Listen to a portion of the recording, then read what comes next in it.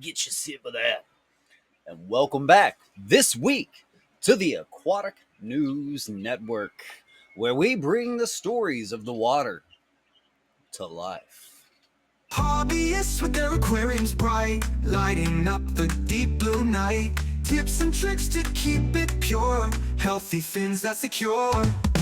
Dive and join the ocean crew, catch the wave of what's brand new. Save the sea and clear the view, Aquatic News, we count on you. Dive and join the ocean crew, catch the wave of what's brand new. Tips and tricks to keep it pure, healthy fins that secure. Conservation's our headline call, every creature big and small. Volunteers, they stand so tall, together we can save them all. Conservation's our headline call, every creature big and small.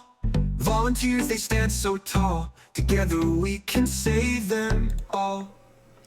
Good morning and welcome to News Updates, where we revisit an important story about Canada's escalating battle against transnational crime. Organized cartels, including Mexican and Chinese criminal networks, have been exploiting Canada's borders to smuggle endangered wildlife like the tatuba fish and other illicit goods. But Canada is fighting back with cut-edge strategies to weaken their criminal organization. Dum dum dum. That's correct. Canada is taking a bold action to disrupt the financial backbone of these cartels. A groundbreaking partnership between law enforcement agencies and the country's 6 largest chartered banks have been established. Together, they're working to track money laundering activities tied to cartel operations by following suspicious transactions and identifying financial patterns. These efforts are aimed at freezing cartel assets and cutting off their funding sources. And the government isn't stopping there. By designating several cartels as terrorist entities, under the criminal code, Canada has expanded the tools available to law enforcement. This move allows authorities to seize assets, prosecute financial crimes, and dismantle a complex logistics network that supports the smuggling operations. Beyond financial measures, Canada is pouring $1.3 billion into strengthening their border security. This investment will deploy cutting-edge surveillance technologies, drones, and mobile monitoring towers. Nearly 10,000 frontline personnel are being mobilized for round-the-clock monitoring, intercepting illegal shipments at ports and crossings before they reach Canadian communities. But Canada knows that combating smuggling requires more than enforcement. It requires education. Public awareness campaigns are working to inform citizens about the environmental and social harm caused by trafficking, particularly in the trade of the tortuga swim bladders, which fuels the extinction of the endangered species. International cooperation is another key element of Canada's plan. A new joint strike force with the United States is focusing on intelligence sharing and cross-border operations to dismantle cartel supply chains. Specialized task forces are also targeting trade-based financial crimes and disrupting the cartel's logistical networks. Experts say these measures are essential for weakening the trade market the cartels rely on. By educating the public, cutting off dirty money trails, and working with international partners, Canada is striking the heart of criminal organizations. Put the fear of God in them. It's a high-stakes fight, but Canada's comprehensive approach shows promise in curbing the illegal trade and protecting endangered wildlife like the totuaba fish. And as this story unfolds, we'll keep you updated on the progress being made in this critical battle.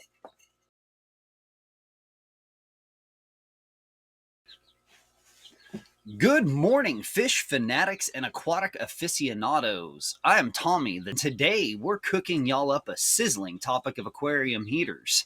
Those tiny yet mighty gadgets that keep your finned friends happy, healthy, and comfortably warm. Whether you're raising neon tetras or hosting a betta bachelor pad, you'll want to tune in, because choosing the right heater can mean the difference between a tropical paradise and a polar plunge. So, what's the deal with aquarium heaters? Simply put, these devices maintain a stable water temperature mimicking your fish's natural habitat. But don't be fooled into thinking any old heater will do. Let's break it down. First up, size does matter. No, not that kind of size, you weirdo. We're talking about wattage. The general rule of thumb is 5 watts per gallon. Got a 20-gallon tank? You're looking at about a 100-watt heater. But if you live in a chilly area or your aquarium room isn't well insulated, you may want to bump that up a notch. Trust me, your angelfish will thank you. Next, let's talk types. There are submersible heaters, which are fully underwater and great for even heat distribution. Inline heaters connect to your tank's filtration system and keep the mechanics hidden, perfect for those who want that Instagram worthy aquascape. And for the ultimate undercover operator, consider a substrate heater, which warms the water from the bottom. It's like a radiant floor heating, but for guppies. Of course, accuracy isn't everything. A heater with an adjustable thermostat, built in temperature sensor is essential. After all, your discus fish are living their best life at a balmy 82 degrees Fahrenheit. That's not 72 degrees. Oh, and don't forget to grab a separate thermometer because trust me, the heater's internal gauge can sometimes, well, lie. A little redundancy goes a long way. And let's not forget the unsung heroes of the aquarium world, heater guards. Yes, these nifty little accessories protect your heater and your fish from accidental bumps, breaks, and burns. Think of them as bubble wrap for your heater. Safety first, folks. So, to recap, pick the right wattage, choose your heater type, double check your thermostat, and protect your gear. With these tips in mind, your underwater kingdom will thrive and your fishy friends will swim into the sunset of aquatic bliss. That's all for today, folks. Keep those tanks toasty, and remember, when it comes to aquarium care, it's not just a hobby, it's a science with a side of sass. This is Tommy the Tank Guru signing off, saying stay warm and stay fishy.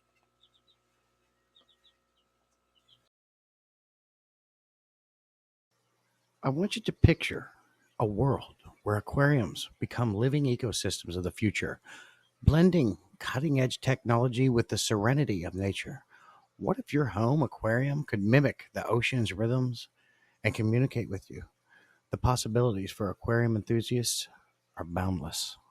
Advances in AI and automation are set to redefine the aquarium hobby.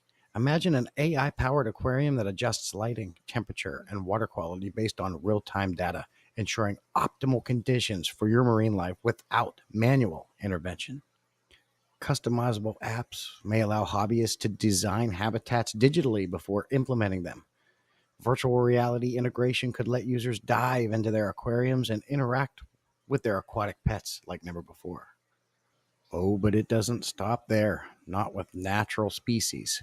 Robotic fish that mimic real marine animals might become a trend, offering the beauty of marine life without the ethical concerns of wild capture. Biotechnology could introduce glowing corals and plants that are both sustainable and striking, transforming aquariums into radiant pieces of living art. And for those with limited space, modular compact systems might bring oceans to apartments. Aquariums may soon go beyond decor to become therapeutic tools. Studies already suggest that watching fish can lower stress. Imagine aquariums designed to enhance mindfulness through soothing soundscapes and responsive lighting. As technology advances, the aquarium hobby evolves not just as a pastime, but as a window into the wonders of the aquatic world. The aquariums of tomorrow are not just tanks, they're experiences, innovations, and inspirations. The future is swimming towards us. Are you ready to dive in?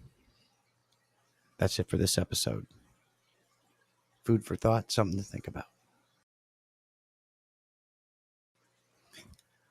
Good morning and welcome to the Aquatic Frontlines, where we spotlight the stories shaping the health of our planet's aquatic ecosystems.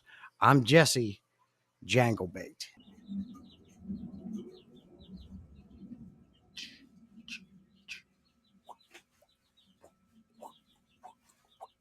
And I'm Tommy Two Fish. Today we explore groundbreaking conservation efforts, the visionaries behind them, and the environmental transformations these projects have delivered. Let's start with a movement that captured global attention, the ocean cleanup, founded by Boyan Slat. Slat, a Dutch inventor, envisioned clearing the Great Pacific Garbage Patch, the world's largest accumulation of ocean plastics. People are ridiculous. Now, you be a good boy and sit there until I'm done, okay? Slat's team launched an innovative system using passive technology that harnesses ocean currents to collect debris. Since 2016, this initiative has removed thousands of tons of plastic waste, safeguarding marine life from entanglement and ingestion. The ripple effect goes beyond marine ecosystems. Studies suggest cleaner oceans could alleviate microplastics, contaminations, and the seafood supply chain, promoting healthier consumption habitats worldwide. Let's shift to freshwater conservation. In India, the Namami Gange program tackled pollution in the iconic Ganges River, often referred to as the lifeline of millions. This government led project, launched in 2014, employed stringent measures such as bioremediation technology, waste treatment facilities, and afforestation along the riverbanks.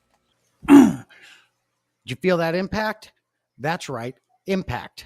The impact, you ask? A significant reduction in industrial pollutants and sewage inflow, revitalizing aquatic biodiversity. Additionally, communities along the river reported improved water quality, empowering residents with better sources and renewed culture connection to Ganges. Come on, Tommy. And that's something that we would all want. And coral reefs, even known as the rainforests of the sea, are among the ecosystems hardest hit by climate change. In Florida, the Coral Restoration Foundation emerged as a beacon of hope.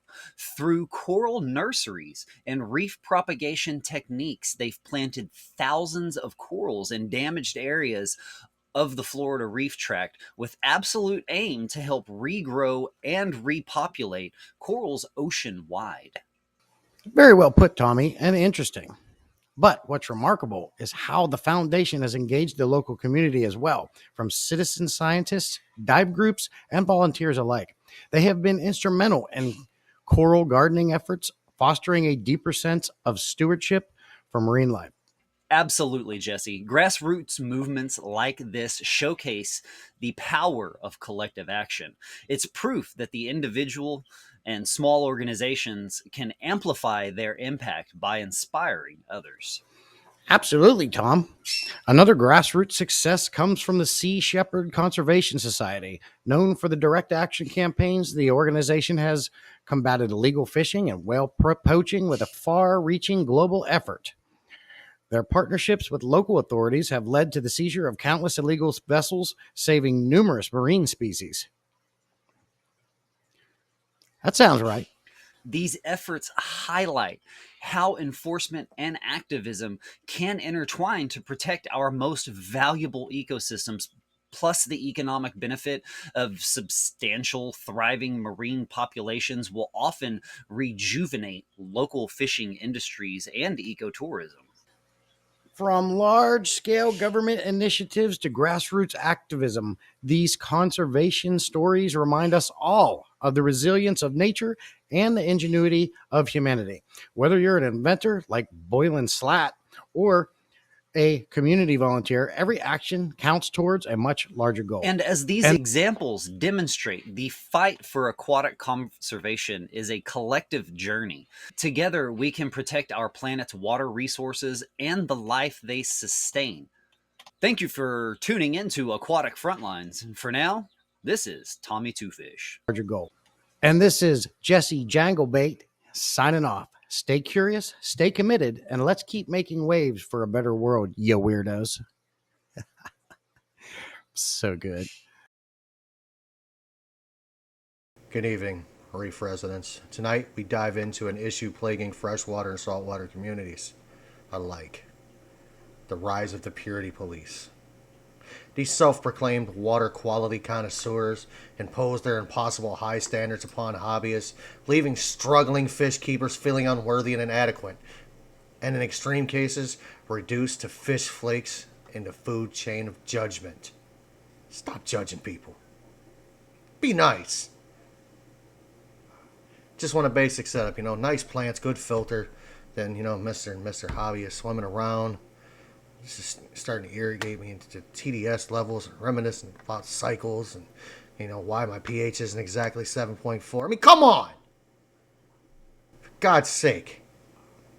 If you aren't maintaining, a remineralized RO system or even serious about fish keeping, well, yeah, Karen.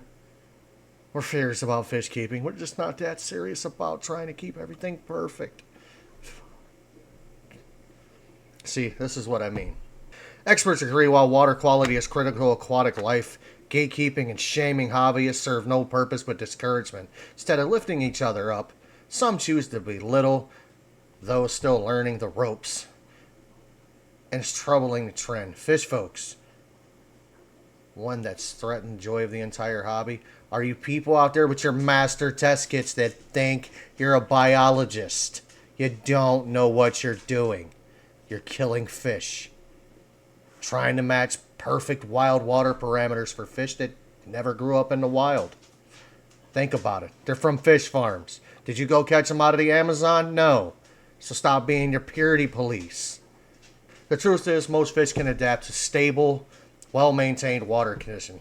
Chasing perfection isn't always necessary. What's important is consistent, proper care and understanding of your species' needs.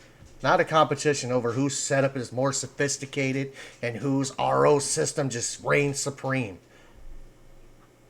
Let's work towards a future where aquarists encourage each other instead of pushing unrealistic education. Remember, every fin counts. Be a good fish keeper. Help your fellow fish keeper. Don't belittle them. If you belittle them, you don't belong. It makes you just somebody that you're not. Until next time, folks, I am Jim with the Aquatic News Network. Be nice to your fellow fish keeper. Stop being a jerk. Let the fish swim in harmony. Thank you.